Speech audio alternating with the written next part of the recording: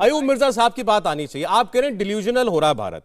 भारत कहता है पीओके भारत की सीमा का हिस्सा बनेगा, गिलगित बाल्टिस्तान भारत के अंदर आएगा, तो भारत जो है वो ख्यालों की दुनिया में जी रहा है। मैं जानना चाहता हूं क्या हालात है इस वक्त पीओके के अंदर, मिर्जा साहब। जी बहुत शुक्रिया। पहली बात तो ये है कि ये कह रहे हैं कि हाँ, भारत डिल्यूजनल हो रहा है। तो मैं सदके जाऊं ऐसे डिल्यूजन के जिसने आज भारत को दुनिया की पांचवी बड़ी ताकत बना दिया है, इकोनॉमिक पावर बना दिया है, और हम जिनके गुलाम थे उनसे भी हम आगे निकल के बरतानिया छठे नंबर पर आ गया, हम पांचवें नंबर पर आ गए। दूसरी बात ये कहते हैं पाकिस्तान को आप तस्लीम नहीं करते, पाकिस्तान को तस्लीम करें। हम मर जाएंगे, हम भूखे रह लेंगे, हम जुल्म सितम सह लेंगे, हमारी खाल उधेड़ लें, हम कभी भी पाकिस्तान को तस्लीम नहीं करेंगे। पूछे क्यों? इसलिए कि पाकिस्तान जो है वो पूरे भारत के खिलाफ अंग्रेजों की साजिश थी। जब 1947 में भारत के जिंदा बदन को काटा गया ताकि हमें सेंट्रल एशिया का रास्ता ना दिया जाए, वो हमारी तहरीक आजादी चलाने की सजा दे के गया हमें अंग्रेज। अब आते हैं पीओजेके की तरफ। पीओजेके में इस वक्त हालात ये हैं जी कि 300 रुपया 20 किलो के आटे के थैले के ऊपर इन्होंने बढ़ा दिया है, और अब आटे का एक 20 किलो का थैला 2600 रुपए का है। मुझे आप ये बताएं, जो इनफॉर्मल सेक्टर में लोग काम करते हैं, 8-8 हज़ार रुपया तनख्वाह लेते हैं महीने की, और जो नॉन गेजेटेड काम करते हैं जिसको गैर जरीदा कहते हैं, जो 15-15 हज़ार रुपया तनख्वाह लेते हैं, वो किधर से ये इतनी महंगाई के दौर में आटा खरीद सकते हैं? कल मीरपुर जहां से मेरा ताल्लुक है, वहां इतना बड़ा मुजाहरा हुआ और रैली निकाली गई है महंगाई के खिलाफ और बिजली के बिलों पर टैक्सेस के खिलाफ। और सुन लीजिए, गिलगित बल्तिस्तान जो पाकिस्तान के नाजायज कब्जे में है, वहां पे पाकिस्तान को कोई इख्तियार नहीं है कि पाकिस्तान वहां टैक्स लगा सके, लेकिन इन्होंने अब एक नया टैक्स इंट्रोड्यूस कर दिया है, और वो प्रॉपर्टी टैक्स है। यानी कि जो शहर के अंदर घर है, सिंगल स्टोरी घर, उसके ऊपर 200 रुपया टैक्स, जो डबल स्टोरी है उसके ऊपर 400 रुपया टैक्स, और जो ट्रिपल स्टोरी है 3 मंजिला, उस पे 600 रुपया इन्होंने टैक्स लगाया है। और जो गांव में घर है उनको भी नहीं छोड़ा, उनके ऊपर भी इन्होंने जो है वो 250 से 500 रुपए तक का फी घर टैक्स तो अब लगाया है। चाहते क्या है पीओजेके के लोग, मिर्जा साहब? सवाल यह है। पीओजेके के लोग हिंदुस्तान का हिस्सा हैं और वो समझते हैं इस चीज को, और वो चाहते हैं कि 22 अक्टूबर 2023 तक पाकिस्तान अपनी फौजें निकाले यूनाइटेड नेशन के रेजोल्यूशन के मुताबिक, और हम वापस अपनी मातृभूमि में आना चाहते हैं। इस वक्त 56 लाख से 60 लाख तक जो हम हैं गिलगित बल्तिस्तान और पीओजेके में, भाई आप हमें क्यों नहीं तस्लीम करते कि हम जंगी कैदी हैं? हम पाकिस्तान के जंगी कैदी हैं। प्रिजनर जिस ऑफ तरह वॉर एक है। जेल के अंदर कैदियों को गार्डन में जाने की इजाजत होती है, बैरक से बाहर जाके इधर उधर घूमने की इजाजत होती है, ऐसे ही हमें भी इजाजत है कि हम सो कॉल्ड आजाद कश्मीर से निकल के कराची में जाके बर्तन धोएं, या पेशावर में बर्तन धोएं, या किसी के ड्राइवर जाके लाहौर में बने या सियालकोट में बने। हमने नहीं रहना पाकिस्तान के साथ। आपको मैं आखिरी बात ये कहता हूं, फिर आप कंटिन्यू रखिए अपना प्रोग्राम, कि याद रखिए इस वक्त सैकड़ों की तादाद में नौजवान हैं जिनको मैंने रोका हुआ है कि अभी झंडा भारत का तिरंगा मत लहराना, मारे जाओगे। लेकिन वो वक्त दूर नहीं है जब आपको, मैं क्या, पूरा पीओजेके आपको दिखाएगा कि हिंदुस्तान का झंडा पीओजेके में लेकर लोग मुजाहरे करेंगे। चलें ये ठीक, मेरी बात आज आप नोट कर इस लें और बहुत इस बड़ी बात प्रोग्राम को आपने साइड कही है पर रख हामिद लें। साहब। ये कश्मीरी है, पीओजेके के ही हैं? नहीं, बहुत शुक्रिया सौरभ।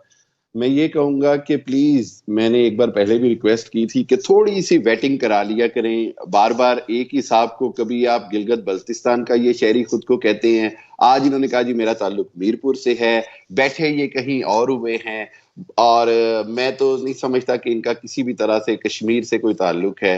एक तो बात यह, बैटिंग कर लिया करें, मेरी रिक्वेस्ट है आपसे। आज ये मीरपुर के हो गए, पहले ये गिलगित बल्तिस्तान के थे। अच्छा, अब दूसरी बात ये है, ये जो अभी आप बात कर रहे हैं ना, देखें, एक पैरामीटर्स होते हैं ऑक्यूपाइड प्लेस के, एक ऑक्यूपाइड टेरिटरी के एक बेसिक पैरामीटर्स होते हैं, और वो पैरामीटर ये होता है कि आपने वहां पर जिस तरह 7 से 8 लाख सेना आपने इंडियन ऑक्यूपाइड कश्मीर में रखी हुई है, स्ट्रीट्स के ऊपर है, जम्मू में है, श्रीनगर में, पुलवामा में, सब जगह। पाकिस्तान में कोई स्ट्रीट के ऊपर सेना नहीं होती, सिर्फ लाइन ऑफ क्यों नहीं कंट्रोल पे होती? सेना है मीरपुर में या है छावनी के सड़कों अंदर के है। ऊपर फौज। अच्छा, मैं ये चाहूंगा दूसरी बात ये कि आप जो वीडियोस अभी दिखा रहे थे, ये इसका कोई ताल्लुक भी किसी भी सूरत में, ये एक लोकल प्रोटेस्ट था, it has nothing to do with anything. Kashmiri जो आजाद कश्मीर का, पाकिस्तानी कश्मीर का जो कश्मीरी है, वो बहुत अल्हम्दुलिल्लाह पाकिस्तान हामिद साहब, मैं देखें, आप जानते हैं मैं आपकी बड़ी रिस्पेक्ट करता हूं, लेकिन मैं आपको कितने वीडियो दिखाऊं आज? आपको मैं कितने वीडियो दिखाऊं? मैं आपको आजादी चिल्लाते कितने लोगों की तस्वीरें दिखाऊं? वो और कॉन्टेस्ट में बात है उसका, पाकिस्तान के से या पाकिस्तान की अफवाज से या पाकिस्तान के इदारों से कोई ताल्लुक नहीं। फौज से टकराते हुए कितने वीडियो दिखाऊं आपको? फौज के सामने आजादी के नारे लगाते लोग दिखाता हूं। और छोड़िए, मैं आपको पीओजेके के अंदर ये जो दहशतगर्दी है, इसके पीछे वर्दी है, नारा सुनाऊंगा। देखिए, वो एक खास मूवमेंट थी, वो एक खास पैराए में तालिबान के दौर की मूवी है, वो मुझे पता है कब की वीडियो है, वो बड़ी पुरानी वीडियो है, मैंने वो 1000 बार देखी है वीडियो, वो किसी और कंटेस्ट में है सौरभ, लेट्स बी रियलिस्टिक। अच्छा एक और चीज मुझे बताने दें, आप जब कहते हैं ना कि भारत की आजादी में और ये काटा गया भारत को, तो फिर लेट्स बी रियलिस्टिक। आप अंग्रेज के दौर से पहले बरे सगीर के ऊपर, दिल्ली के ऊपर मुसलमानों की हुकूमत थी। Let's be then Muslims to be the ruler and Hindus to be the only public. Mughal की हुकूमत थी 550 से 700 साल तक। Let's be realistic.